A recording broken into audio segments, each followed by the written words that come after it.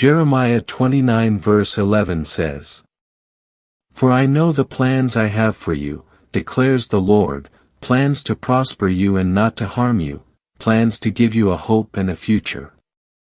This is one of the most loved and quoted verses in the entire Bible.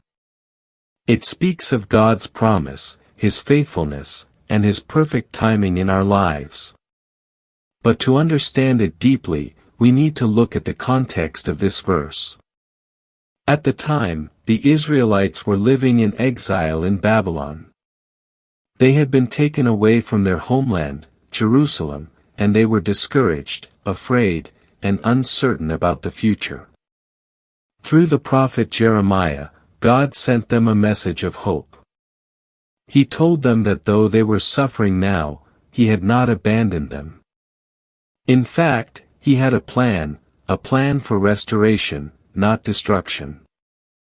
This message wasn't about quick rescue. God told them they would have to stay in Babylon for 70 years before returning home.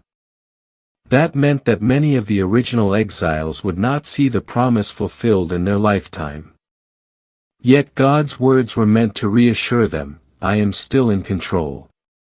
Even in your pain, my plan is at work." When we apply this verse to our own lives, it reminds us that God's plans often unfold differently from our expectations. We may face seasons of waiting, loss, or confusion, times when it feels like God is silent.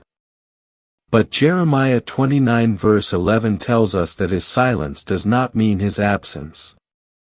Behind the scenes, He is weaving everything together for our good. The word prosper in this verse comes from the Hebrew word shalom, which means peace, completeness, and wholeness, not just financial success or worldly comfort. God's plan to prosper us is about giving us inner peace, spiritual growth, and a sense of purpose. It means that even through trials, we can experience the deep peace that comes from trusting Him. The phrase, "a hope and a future," reminds us that no matter what we are going through today, our story is not over. God's plan is not to harm us, but to guide us toward a future filled with His goodness.